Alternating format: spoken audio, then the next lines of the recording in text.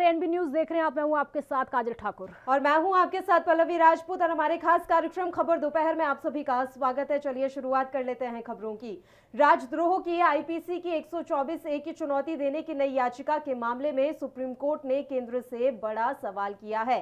CJI N V Ramna ने कहा कि राजद्रोह कानून का इस्तेमाल अंग्रेजों ने आजादी के अभियान को दबाने के लिए किया था, असहमति की आवाज को चुप करने के लिए किया था। महात्मा गांधी और बाल गंगाधर तिलक पर यह धारा लगाई गई थी। क्या सरकार आजादी के 75 साल भी इस कानून को बनाए रखना चाहती है? सुप्रीम कोर्ट ने कहा कि इसके अलावा राजद्रोह के मामलों में सजा भी बहुत कम होती है। सीजेआई ने यह भी कहा कि इन मामलों में अफसरों की कोई जवाबदेही भी नहीं है। प्रधान न्यायाधीश ने कहा कि धारा 66(a) को ही ले लीजिए, जिसको रद्द किए जाने के बाद भी हजारों मुकदमे दर्ज किए गए हैं। हमारी चिंता कानून का दुरुपयोग है। सुनवाई के दौरान सीजेआई एनवी रमना ने कहा, मुख्यमंत्री योगी आदित्यनाथ को आप सुने थे। खबरों में आगे बढ़ते हैं। महाराष्ट्र कांग्रेस के अध्यक्ष नाना पटोले ने शरद पवार पर हमला किया है। उन्होंने कहा है कि शरद पवार महाराष्ट्र सरकार में रिमोट कंट्रोल हैं। हमारी पार्टी के बाहर के लोग जो भी टिप्पणी कर रहे हैं उन्हें अपनी पार्टी के अंदर देखना चाहिए। दूसरे को उंगली दिखाने वाले लोगों को देखना चाहिए कि उनके घर में कितना अंधेरा है। और क्या कुछ कहा है उन्होंने, आइए आपको सुनाते हैं। बिल्कुल है, रिमोट कंट्रोल है, उसमें क्या दो मत है। हाँ, नहीं, आपने कहा कि जो नेता मिले थे रिमोट कंट्रोल, आप एक बार फिर से बोल दीजिए। पवार साहब के बारे में कहा कि सरकार के रिमोट कंट्रोल, वो रिमोट कंट्रोल है शरद पवार साहब, उसमें क्या दो मत है। तो हमारा इधर से भी कहा कि मैं ऐसा बयान नहीं दूंगा छोटे लोगों को। अरे बात सही है, हम भी बड़े आदमी के विरोध में हम भी स्टेटमेंट नहीं देते, लेकिन जो को भी बाहर के लोग, हमारे पार्टी के बाहर के लोग जो भी कोई स्टेटमेंट कर रहे होंगे उन्हें अपने पार्टी में झांक के देखना चाहिए। दूसरे तरफ उंगली दिखाने वाले लोग, उनके घर पे ही अंधेरा कितना है वो पहले देख लेना चाहिए। 2014 में एनसीपी अलग गई थी, लड़ी थी। आपने कहा कि अब 2024 में कांग्रेस भी अलग लड़ेगी। ना, हम हमारी तैयारी कर रहे हैं, हमारी पार्टी का स्ट्रेटेजी है, हम पूरे तरह से तैयार हैं। महाराष्ट्र कांग्रेस अध्यक्ष नाना पटोले ने बुधवार को राष्ट्रवादी कांग्रेस पार्टी के प्रमुख शरद पवार को राज्य में शिवसेना के नेतृत्व वाली महाविकास अघाड़ी सरकार का रिमोट कंट्रोल बता दिया, जिसके बाद केंद्रीय मंत्री रामदास आठवले ने कई मुद्दों पर अपनी प्रतिक्रिया दी है। आप भी सुनिए क्या कुछ कहा। नाना पटोले जी का आरोप उतना ठीक नहीं है, लेकिन एक बात सही है कि जो ये उद्धव ठाकरे जी के नेतृत्व वाली सरकार जो बनी है, वो बनाने में शरद पवार जी का बहुत बड़ा इम्पोर्टेंट रोल है। लेकिन उनको रिमोट कंट्रोल बोलना ठीक नहीं है। शरद पवार एक जाने माने नेता है, और जब बीजेपी और शिवसेना का जो गठबंधन नहीं हुआ सरकार को बनाने में, तो शिवसेना ने शरद पवार से बात की और शरद पवार ने कांग्रेस से बात करके ये सरकार बन गई है। लेकिन उनको रिमोट कंट्रोल कहना ठीक नहीं है। ठीक है, अभी वो तो मतलब स्टेट गवर्नमेंट का अधिकार होता है। जो योगी आदित्यनाथ जी है, इन्होंने कावड़ यात्रा जो हर साल होती है, तो उत्तर प्रदेश में मतलब कोविड की संख्या कम होती जा रही है, इसीलिए शायद उन्होंने ऐसा निर्णय ले लिया है। लेकिन सुप्रीम कोर्ट जो आदेश देगा उसके लिए मतलब उसी तरह माननीय योगी आदित्यनाथ जी निर्णय लेंगे। मुझे लगता है कि आतंकवादी पकड़े गए, उनकी केस किसने लड़ना ठीक नहीं है। मतलब भारत में अगर रहना है तो भारत के साथ रहना होगा। पाकिस्तान के साथ मतलब आतंकवादी एक्टिविटीज़ के लिए सपोर्ट करना अच्छी बात नहीं है। तो जो लोग मतलब पकड़े गए उत्तर प्रदेश में, ये मतलब बहुत बड़े गुनहगार है और उनको मदद करना अच्छी बात नहीं है। जो मुस्लिम संगठन है, इन्होंने तो सोचना चाहिए और ऐसे लोगों को मदद करना ठीक नहीं। केंद्रीय मंत्री राव साहेब दानवे पाटिल ने शरद पवार के राष्ट्रपति पद के उम्मीदवार होने की चर्चाओं पर अपनी प्रतिक्रिया दी है। साथ ही उन्होंने मुंबई पुलिस के पूर्व कमिश्नर परमवीर सिंह के खिलाफ एसीबी जांच को महाराष्ट्र सरकार ने गुरुवार को मंजूरी दे दी, इस पर भी अपनी प्रतिक्रिया दी है। सुनते हैं क्या कुछ कहा उन्होंने। मुझे ऐसा लगता है कि सरकार का गठन ही कोई नैसर्गिक, और जब से ये सरकार का गठन हुआ तब से आपस में इनकी ये जो चल रहा है बयानबाजी, वो पहले से चल रही है। ये तो सरकार 2 साल तो चली कैसी भी, ये सरकार गिराने की हम कुछ भी कोशिश नहीं करेंगे। वो आपस में झगड़े करके वो आपस में गिर सकते हैं, हम गिराने की कोशिश नहीं करेंगे। लेकिन मुझे ऐसा लगता है कि अगर कोई पार्टी अपने बलबूते पे अगला चुनाव लड़ने की बात करती है तो उस पर आपत्तिजनक कुछ है नहीं है, क्योंकि ये सरकार आप आपस में मिलाकर चला रहे, साथ साथ चला रहे। पार्टी तो कुछ साथ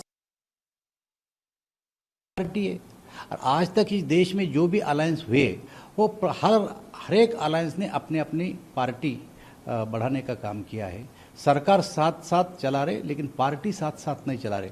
कल शिवसेना भी बोल सकती है कि भाई हमारी पार्टी हमको बढ़ाना है, एनसीपी भी वही बोल सकती है, कांग्रेस भी वही बोल सकती है, उसमें आपत्ति का कोई नहीं। पर इसके बाद भी ये सरकार तो अमर अकबर एंथनी की सरकार है, मैं तो पहले से बोलता हूँ, इनमें तालमेल नहीं है। तो इसके कारण ये कब गिरेगी इसका कोई ही भविष्य नहीं बता सकता। ये आपस में झगड़ेंगे और कभी भी लोगों को काम क्या कर रहे हैं। आज किसानों का, मैं आज कल कृषि मंत्री से मिला, पीक बीमा जो होता है प्रधानमंत्री फसल बीमा योजना, वो आज लास्ट डेट है और कल तक किसानों को पता नहीं कि आपने क्या करना। महाराष्ट्र में पोर्टल काम नहीं कर रहे, किसान बैंक के सामने खड़े हैं, लाइन लगा के खड़े हैं पैसे भरने के लिए, लेकिन पोर्टल साथ नहीं दे रहा।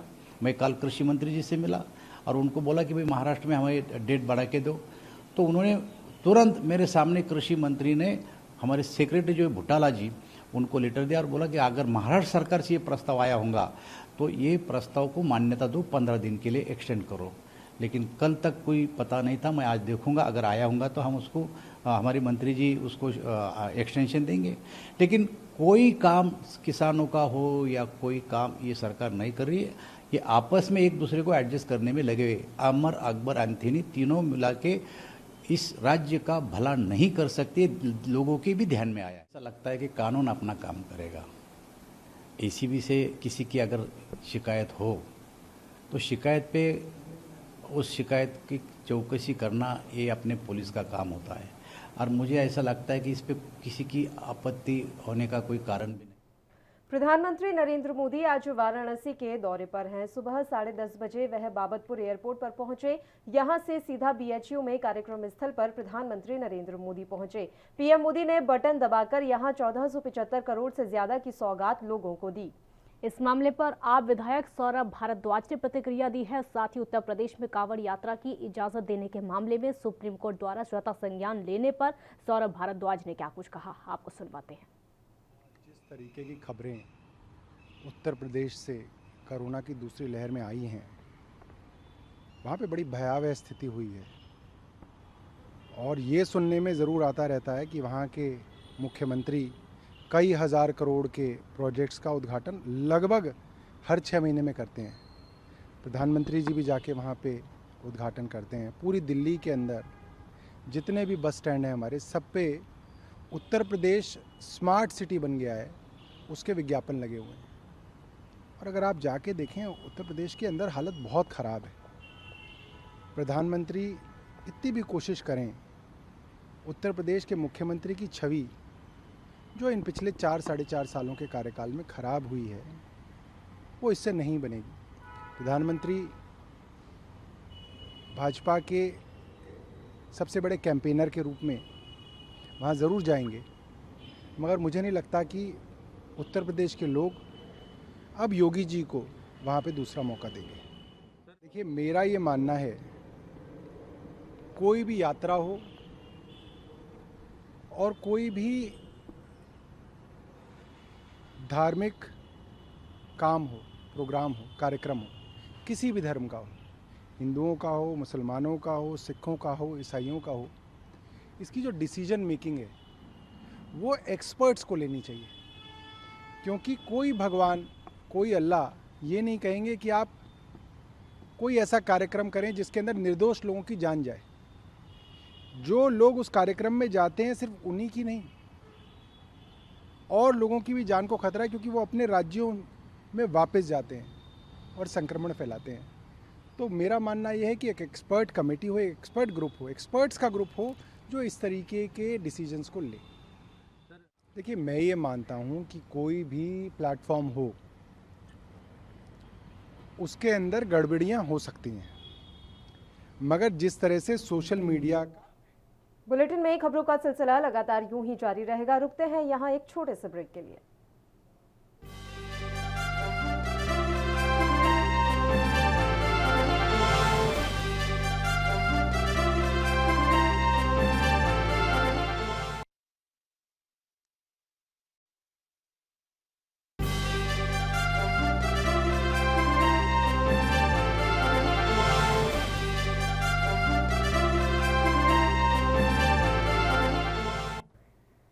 ब्रेक के बाद एक बार फिर स्वागत है आपका। प्रधानमंत्री नरेंद्र मोदी आज अपने संसदीय क्षेत्र वाराणसी में हैं। पीएम मोदी ने इस दौरान काशी को तकरीबन 1500 करोड़ रुपए की सौगात दी है। इस पर समाजवादी पार्टी के प्रवक्ता सुनील यादव ने प्रतिक्रिया दी है। साथ ही उन्होंने समाजवादी पार्टी के यूपी में प्रदर्शन करने पर भी अपनी प्रतिक्रिया व्यक्त की है। बात है, प्रधानमंत्री जी का स्वागत है बनारस में। प्रधानमंत्री जी ने वादा किया था कि बनारस को क्योटो बना देंगे, उस पर भी प्रधानमंत्री जी बोले। प्रधानमंत्री जी ने अपने आप को गंगा पुत्र कहा था।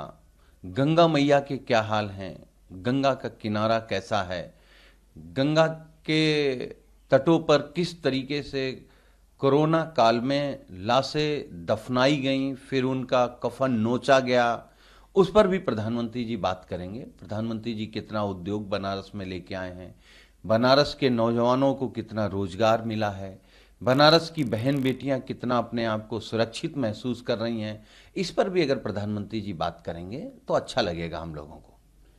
देखिए, आज समाजवादी पार्टी प्रदेश के हर तहसील पर जो पंचायत में गुंडा तंत्र चला है, लोकतंत्र की हत्या हुई है, उसको लेकर के प्रदर्शन है। डीजल, पेट्रोल, गैस के दाम महंगे हो गए हैं। उत्तर प्रदेश की सरकार में सिर्फ जंगल राज है, भ्रष्टाचार है, बेईमानी है, अराजकता है। भारतीय जनता पार्टी में कितने दुशासन हैं, कितने दुर्योधन हैं, इन सब के खिलाफ आज समाजवादी पार्टी प्रदर्शन कर रही है तहसील स्तर पर, और वहीं से हम लोग अधिकारियों के माध्यम से ज्ञापन सौंपेंगे महामहिम। देखिए, आस्था पर कोई सवाल नहीं है, आस्था हम लोगों की भी है, लेकिन आस्था भी तभी है जब जान बचेगी।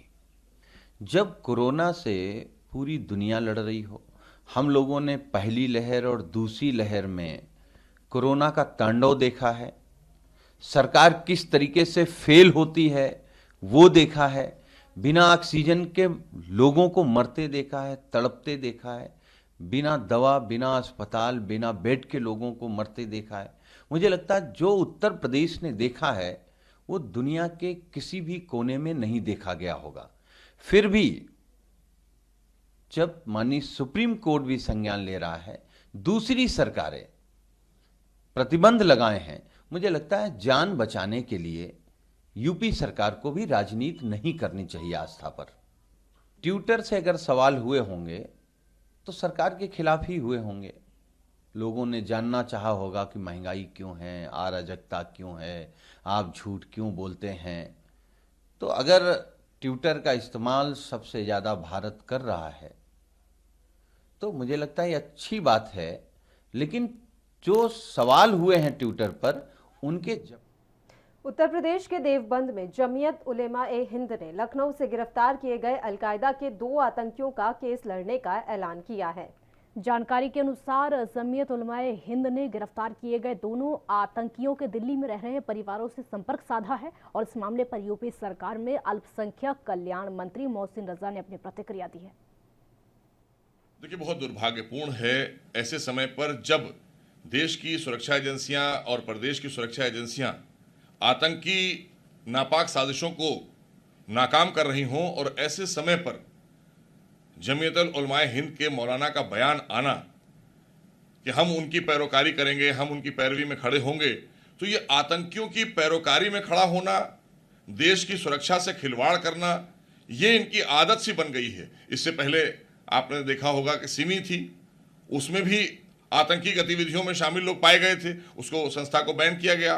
फिर पीएफआई है जिसकी फंडिंग को लेकर हमेशा से हम सवाल उठाते चले आ रहे हैं कि उसकी फंडिंग विदेशों से हो रही है, और आज इस तरह का बयान उस समय आना जब उत्तर प्रदेश में बहुत बड़ी एक घटना होने से एजेंसियों ने बचाया है और आतंकियों को पकड़ा है, और लगातार कार्रवाई पर कार्रवाई कर रही है हमारी एटीएस, और लगातार सुरक्षा एजेंसियां उसके तारों को खंगाल रही हैं, कहां कहां लोग और हैं इसमें, उसको लेकर आगे बढ़ रही हो, जांच एजेंसियां तेजी से कार्रवाई कर रही हो, और उस वक्त उनका मनोबल तोड़ने के लिए या कहीं ना कहीं विपक्ष की आवाज से आवाज मिलाते हुए इन मौलाना का बयान आना, ये संदेह जरूर पैदा करता है कि ये भी कहीं ना कहीं एक बहुत बड़ी साजिश दिखाई देती है कि उस समय जब सुरक्षा की बात आ रही हो, आतंकियों को पकड़े जाने की बात आ रही हो, उस समय ऐसा बयान देकर ये बात को भ्रमित करना या कहीं ना कहीं ये दर्शाना कि हम लोग हैं पीछे, ऐसी संस्थाओं को कहीं ना कहीं ऐसे लोगों को हम बचाने का काम करेंगे, तो ये संदेह जरूर पैदा करता है। इसके लिए जवाब उनको देना होगा। कोरोना की तीसरी लहर के अंदेशे के कारण उत्तराखंड और ओडिशा सरकार ने कांवड़ यात्रा पर रोक लगा दी है। हालांकि उत्तर प्रदेश ने कांवड़िया को छूट दे दी है, जिस पर अब राजनीतिक दलों के नेताओं की बयानबाजी शुरू हो चुकी है। इसी कड़ी में कांग्रेस सांसद शक्ति सिंह गोहिल ने भी इस मसले पर अपनी प्रतिक्रिया दी है। सबसे पहली बात तो ये है कि अगर सेकेंड वेव में भी इस देश के लोग परेशान हुए तो क्यों हुए? क्योंकि सरकार ने खुद वेस्ट बंगाल और अन्य राज्यों के चुनाव जीतने थे, तो जैसे कि कोई चिंता नहीं की लोगों की, और सेकेंड वेव से हम प्रभावित हुए।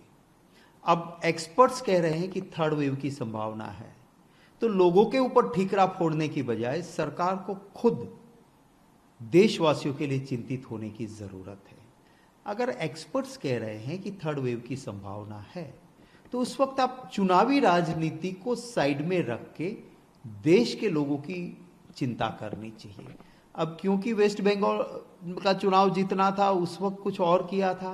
अब यूपी का चुनाव आ रहा है और यूपी में भाजपा के खिलाफ का माहौल बना है, तो वहां पे मजहब के नाम पे राजनीति करना है, तो वहां आप भाजपा की वहां पर भी सरकार है, वहां केवड़िया को आप छूट दे रहे हो, और उत्तराखंड में भी भाजपा की सरकार है, वहां आपका अलग मापदंड रहता है। ये क्या दिखाता है कि आपको थर्ड वेव की चिंता नहीं है, लोग मरे तो मरे, मेरी वोट बैंक भरे। ये जो राजनीति भाजपा की है, उसी का ये नतीजा है। अपनी नाकामयाबियों को छिपाने के लिए दूसरों के सर पे ठीकरा फोड़ना बहुत आसान होता है। अगर प्रधानमंत्री जी का कथनी और करनी एक है, अगर वो सीरियस होते इस बात पे, तो सेकेंड वेव में जो वेस्ट बंगाल में हो रहा था उसको रोक लेते। आज भी अगर वो सीरियस हैं, तो ये जिम्मेवारी प्रधानमंत्री जी की है कि वहां यूपी में जो हो रहा है, जिससे कोरोना फैलने की पूरी संभावना है, उसको रोकना चाहिए। आप अपनी वोट बैंक पॉलिटिक्स के लिए लोगों के जान के साथ खिलवाड़ कर रहे हो और फिर दूसरों के ऊपर ठीकरा फोड़ रहे हो, ये ठीक। देखिए, हेल्थ मिनिस्टर जो नए बनाए गए हैं ना, वो मेरे गुजरात के हैं और मेरी डिस्ट्रिक्ट से है। मैं उनको जानता हूं, ये उनकी दिमाग की सोच हो ही नहीं सकती है। ये तो मोदी जी कोरोना में फेल हुए हैं, तो ऐसा हेल्थ मिनिस्टर चाहते हैं कि जिसके कंधों पे रख के वो बंदूक फोड़ सके, और इसीलिए इसको मांडविया जी को लाया गया है। तो ये जो उनका स्टेटमेंट है, वो मुंह मांडविया जी का हो सकता है, ये लफ्ज और ये नीति प्रधानमंत्री जी की है। खुद कोरोना में फेल रहे हैं। जब अमेरिका जैसा देश ने कहा कि अमेरिका फर्स्ट, उन्होंने एक वैक्सीन तब तक बाहर नहीं जाने दी जब तक अमेरिका वालों के लिए पूरा प्रावधान नहीं हुआ। और हमारे प्रधानमंत्री जी ने, राहुल गांधी जी कहते थे, एक्सपर्ट्स कहते थे कि हमारे देशवासी के लिए वैक्सीन का प्रायोरिटी रखो। करोड़ों वैक्सीन आपने बाहर भेज दिए, अब वही वैक्सीन वापिस ला रहे हो, दिल्ली से दौलताबाद और दौलताबाद से दिल्ली कर रहे हो। आप बड़ी बड़ी बातें करते हो, सच्चाई तो ये है कि अगर आप सिर्फ 100 करोड़ लोगों को भी वैक्सीन हमारे देश में देना है, तो आप 7 करोड़ ही डबल डोज दे पाए हो, माने 7%। राज्य उत्तर प्रदेश की योगी सरकार का विरोध कर रहे सपा नेताओं को पुलिस ने घर से निकलते ही गिरफ्तार कर लिया और नंदग्राम थाने ले गई। इस मौके पर सपा नेताओं का कहना रहा कि उत्तर प्रदेश की योगी सरकार ने जिस तरह से जिला पंचायत चुनाव में पुलिस प्रशासन के दम पर चुनाव में गड़बड़ी करके अपनी जीत हासिल की है, उससे लोकतंत्र की हत्या हुई है। उन्होंने कहा कि वो इसके लिए तहसील परिसर में अपना विरोध दर्ज कराने के लिए एकत्रित हो रहे थे, लेकिन पुलिस ने उन्हें नंदग्राम आवास से गिरफ्तार कर थाने ले जाकर बिठा दिया। इसके बाद सपा कार्यकर्ताओं ने थाने में ही जमकर हंगामा किया और योगी सरकार का विरोध किया।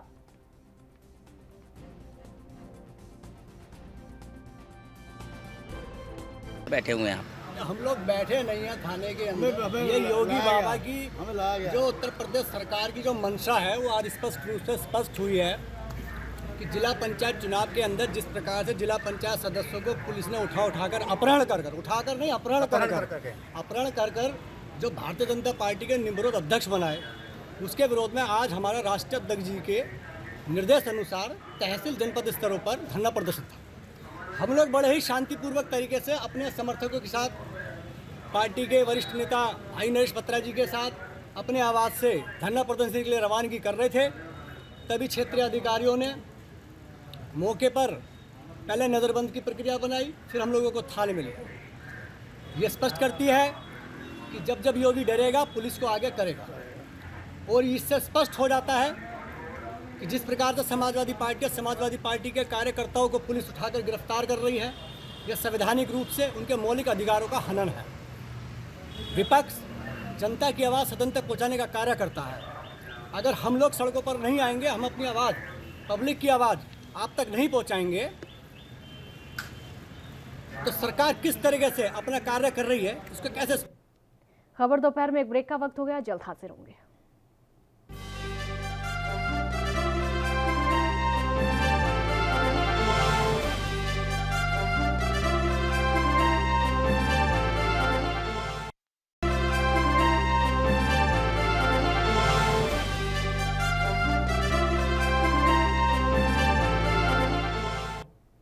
ब्रेक के बाद एक बार फिर से आप सभी का स्वागत है। बढ़ते हैं कुछ और खबरों की ओर। कोरोना संकट के बीच कांवड़ यात्रा को अनुमति दिए जाने पर सुप्रीम कोर्ट की ओर से यूपी और केंद्र सरकार को नोटिस जारी किया गया है।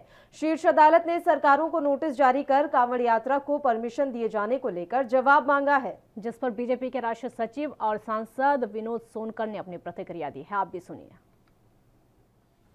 देखिए, कोरोना की चाहे पहली लहर रही हो, चाहे कोरोना की दूसरी लहर रही हो, उत्तर प्रदेश सरकार ने उत्तर प्रदेश में माननीय योगी जी के नेतृत्व में शानदार काम किया है और कोरोना को बहुत ठीक से नियंत्रित भी किया है, उसको मैनेज भी किया है। अगर सरकार ने निर्णय लिया तो सरकार के पास कार्य योजना है, और जहाँ तक सवाल है सर्वोच्च न्यायालय का स्वतः संज्ञान लेने का, सरकार वहाँ पे जाके अपना पक्ष रखेगी। उसके बाद अंतिम निर्णय जो भी सर्वोच्च न्यायालय लेगी उसके अनुसार सरकार काम करेगी। निश्चित रूप से जनसंख्या नियंत्रण वर्तमान में भारत में और विशेषकर उत्तर प्रदेश में एक ज़रूरत है। इतना बड़ा प्रदेश है और जनसंख्या जिस हिसाब से बढ़ रही है, संसाधन कम पड़ते जा रहे हैं। जहाँ तक सवाल है नसबंदी का, नसबंदी एक आदेश था और जनसंख्या नियंत्रण पे माननीय मुख्यमंत्री जी कानून ला रहे हैं। नसबंदी एक तरह का जबरदस्ती थोपने वाला विषय था, इस पे हम जनसंख्या नियंत्रण कानून ला रहे हैं तो सभी प्रकार के प्रोविज़न रहेंगे कि इसमें क्या करना है क्या नहीं करना है। उन लोगों ने केवल और केवल नसबंदी के नाम पे जिस तरह से उस समय की आप पेपर कवरेज निकालिए और लोगों को इतिहास देखिए कि जिस तरह से नसबंदी का दुरुपयोग किया था, वो एक आदेश कह सकते हैं और ये पूरा कानून बन रहा है जनसंख्या नियंत्रण का। तो इसमें ज़रूरी नहीं कि आप नसबंदी कराएं, जनसंख्या नियंत्रण के बहुत सारे उपाय हैं और आज वैज्ञानिक युग में एक नहीं अनेक उपाय हैं। लोगों को कानून के माध्यम से जागरूक करना है कि उन उपायों का उपयोग करके जनसंख्या पे। देखिए, इस देश में लंबे समय तक बघेल जी की पार्टी ने देश में शासन किया, प्रदेश में शासन किया। उनको आज़ाद भारत में बहुत समय मिला, वो जन जागरण करना चाहते थे तो कर सकते थे। अगर उन्होंने अपनी जिम्मेदारी का निर्वाह ठीक ढंग से किया होता तो आज देश की इतनी बड़ी जनसंख्या न रही होती। अब उनके हाथ से सब कुछ निकल गया, देश की जनता ने उनको नकार दिया है, इसलिए उनके किसी सलाह की ज़रूरत नहीं है। हमारी सरकार, हमारे जो चाहे प्रदेश की सरकार हो चाहे अन्य प्रदेश में सरकारें हों, हम लोग बखूबी जानते हैं कि इस चीज़ों को कैसे देश की जनता की, प्रदेश की जनता का सहयोग लेके कैसे इस चीज़ को आगे बढ़ाना है। जनसंख्या नियंत्रण में क्या क्या करना है, कि किन किन चीज़ों की ज़रूरत है और क्या क्या करने की आवश्यकता है, सरकार निश्चित रूप से। देखिए, लोकतंत्र में लोगों को अपनी बात कहने का अधिकार है और निश्चित रूप से कहना चाहिए, लेकिन जिस तरह से ये किसान नेता के नाम पे किसानों को बरगलाने का काम कर रहे हैं, दुर्भाग्यपूर्ण है। पिछले 7 सालों में देश के यशस्वी प्रधानमंत्री जी के नेतृत्व में किसानों के हित में जितने निर्णय लिए गए वो ऐतिहासिक है। और पिछले कितने दिनों से जो ये आंदोलन चला रहे हैं, किसानों में भय पैदा कर रहे हैं कि एमएसपी समाप्त हो जाएगी, एमएसपी समाप्त नहीं हुई, कह रहे हैं मंडी समाप्त हो जाएगी, मंडी समाप्त नहीं हुई। तो एक तरह से किसान इनके साथ कोई बचा नहीं है। अब केवल और केवल अपनी राजनीतिक रोटी सेकने के लिए इस तरह का प्रोपेगेंडा करके अपने को जिंदा। यूपी के झांसी में देशव्यापी महंगाई को लेकर पूर्व मुख्यमंत्री अखिलेश यादव के आह्वान पर समाजवादी पार्टी ने प्रदेशव्यापी धरना प्रदर्शन दिया, जिसको लेकर झांसी के गांधी उद्यान में सपाइयों ने विशाल धरना प्रदर्शन किया।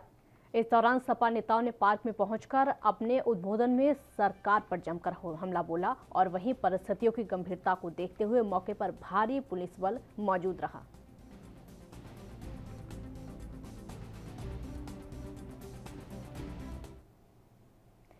और खबर अब यूपी के संभल से है, जहां सपा के तमाम कार्यकर्ताओं ने बढ़ती महंगाई को लेकर विरोध प्रदर्शन किया। सपाइयों का कहना है कि संभल जिला पंचायत और ब्लॉक प्रमुख चुनाव में धांधलीबाजी हुई है।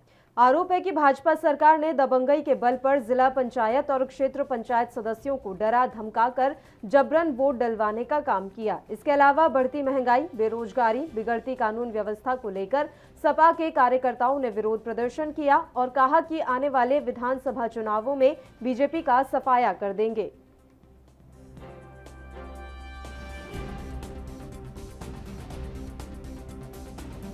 मामला ये है कि हमारे राष्ट्रीय अध्यक्ष श्री अखिलेश यादव जी ने आज का दिन इस ज्ञापन का इसलिए दिया है कि उसमें हमारी ये मांगे हैं कि जिस प्रकार से जिला पंचायत अध्यक्षों और ब्लॉक प्रमुखों में हमारे लोगों के पर्चे नहीं भरने दिए, पर्चे फाड़ दिए गए, यहाँ तक कि महिलाओं प्रस्तावक जो थी उनकी साड़ी तक खींची गई। और उसके बाद आपने देखा कि उत्तर प्रदेश में कैसी कानून व्यवस्था ध्वस्त हो चुकी है।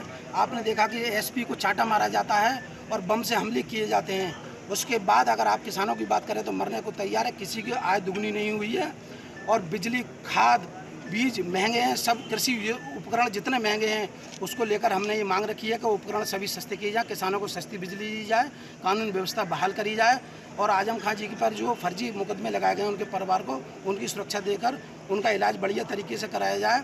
और जो हमारे किसानों को बकाया है 500,000 करोड़ वो वापसी दिया जाए। और बिजली की व्यवस्था पूरी ध्वस्त है, कानून व्यवस्था पूरी ध्वस्त है, बेरोजगारी चरम पर है। ऐसी सभी 21 मांगों को लेकर हमने आज एसडीएम साहब को ज्ञापन दिया, जिसमें गुन्नौर के पूर्व मंत्री प्रदीप यादव जी भी मौजूद हैं, सभी समाजवादी के वरिष्ठ नेता और कार्यकर्ता मौजूद हैं। और हम इस धरने से और ज्ञापन से ये बताना चाहते हैं कि 2022 में इनकी गुंडागर्दी नहीं चलेगी और हम सब लोग जमीन पर उतर चुके हैं। आम आदमी जमीन पर उतर चुका है, नौजवान महिलाएं भी जमीन पर उतर चुकी हैं और इस आतताई को 2022 में उतारकर हम अखिलेश भैया को मुख्यमंत्री बनाएंगे, जिससे पूरे उत्तर प्रदेश का विकास। यूपी के बिजनौर में सपा सुप्रीमो मुख्यमंत्री अखिलेश यादव के आह्वान पर समाजवादी पार्टी का सरकार के खिलाफ हल्ला बोल प्रदर्शन हुआ। सपा कार्यालय पर लगी बैरिकेड तोड़कर सपाई कलेक्ट्रेट तक पहुंच गए, जहां भारी संख्या में पुलिस बल मौके पर तैनात रहा। तो वहीं सपा कार्यकर्ताओं ने एसडीएम सदर को कई सूत्रीय मांगों को लेकर ज्ञापन सौंपा।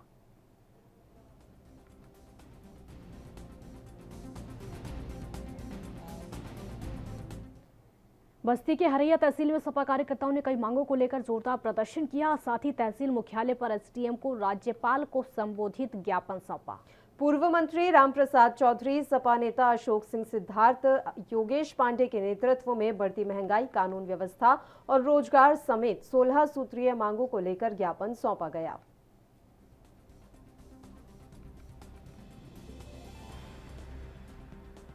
हमारी सबसे बड़ी मांग थी कि ये जो चुनाव हुआ है पंचायत का, जिसमें ब्लॉक प्रमुख और जिला पंचायत अध्यक्ष का, इसमें हत्या हुई है लोकतंत्र, पुनः इसकी जांच कराई जाए और सही ढंग से चुनाव कराने का काम सरकार करे। दूसरा मांग है जो महिलाओं पर अत्याचार किया गया, आपने देखा होगा किस तरह चीरहरण किया गया, महिलाओं पर जो अत्याचार किया गया है उस पर कानूनी कार्रवाई हो। पेट्रोल डीजल के दाम जो आसमान छू रहे हैं, 100 के पार पहुंच गए हैं, उसका दाम वापस किया जाए। किसानों की कमर टूट रही है, इस दाम से उनकी बुआई जुताई नहीं हो पा रही है। दूसरा जो है समर्थन मूल्य है जो गेहूं का, धान का, उस दाम पर गारंटी दे सरकार खरीदने को, और जो काला कृषि कानून है उसका वापस लेने का काम करे। इन्हीं सब मांगों को लेकर के आज हम लोग तहसील प्रांगण में आए हुए थे। माननीय राष्ट्रपति महोदय ज्ञापन देने उप जिलाधिकारी के माध्यम से राष्ट्रपति महोदय को देने। यूपी की योगी सरकार के खिलाफ आज समाजवादी पार्टी सड़कों पर है। इसी कड़ी में रायबरेली में भी सपा कार्यकर्ताओं की ओर से धरना प्रदर्शन किया गया। बता दें कि सपा कार्यकर्ता आज जनपद के 6 तहसील मुख्यालयों पर धरना प्रदर्शन कर रहे हैं। इस दौरान सपाइयों ने कहा कि वो यहां गन्ने के भुगतान, कृषि कानून और महंगाई समेत 16 सूत्रीय मांगों को लेकर राज्यपाल को संबोधित एक ज्ञापन डीएम को सौंपने आए हैं।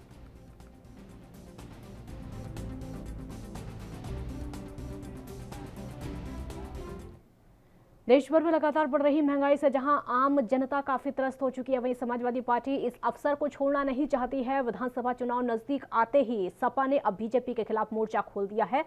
कानपुर में समाजवादी पार्टी के विधायक अमिताभ वाजपेयी और नगर अध्यक्ष डॉक्टर इमरान के नेतृत्व में प्रदर्शन किया गया। आर्यनगर विधानसभा से सपा विधायक अमिताभ वाजपेयी का कहना है कि पूरे प्रदेश की जनता महंगाई से त्राही कर रही है। किसानों को उनकी फसल का उचित मूल्य नहीं मिल पा रहा और उन पर काले कानून थोपे जा रहे हैं। महंगाई, भ्रष्टाचार और गुंडागर्दी चरम पर है।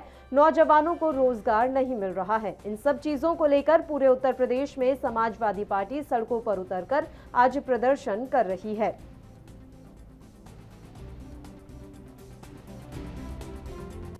उत्तर प्रदेश के अंदर गरीब जनता त्राहिताई कर रही है। किसानों को उनकी फसल का वाजिब मूल्य नहीं मिल रहा है, उन पे काले कानून थोपे जा रहे हैं। आज महंगाई चरम पर है, भ्रष्टाचार चरम पर है, गुंडागर्दी अपराध चरम पर है, नौजवानों को रोजगार मिल नहीं रहा। इन सारी बातों को लेकर के आज समाजवादी पार्टी सड़कों पर है। हम लोग प्रदर्शन के माध्यम से सरकार का ध्यान जनता की मौलिक आवश्यकताओं की ओर खींचना चाहते हैं। देश प्रदेश में महंगाई और बेरोजगारी इस समय अहम मुद्दा है, जिस पर मुखर होकर विपक्षी पार्टियां सरकार को घेरने का काम कर रही हैं। इसी कड़ी में यूपी के बुलंदशहर में भी सपा कार्यकर्ताओं ने महंगाई और बेरोजगारी के खिलाफ जमकर प्रदर्शन आज किया है।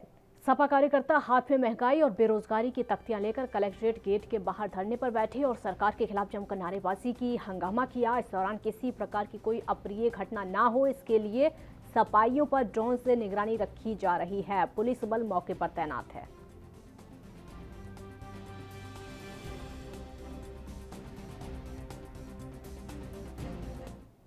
कांग्रेस नेता प्रमोद तिवारी ने यूपी सरकार पर निशाना साधते हुए महंगाई को लेकर जबरदस्त हमला बोला है, जबरदस्त तरीके से हमला बोला है।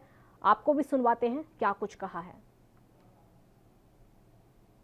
उत्तर प्रदेश की सरकार बेरहमी की, निष्ठुरता की सारी हदें पार कर रही है। किसान आंदोलनरत है, सड़कों पर बैठा है। मजदूर आज उसके पास काम नहीं।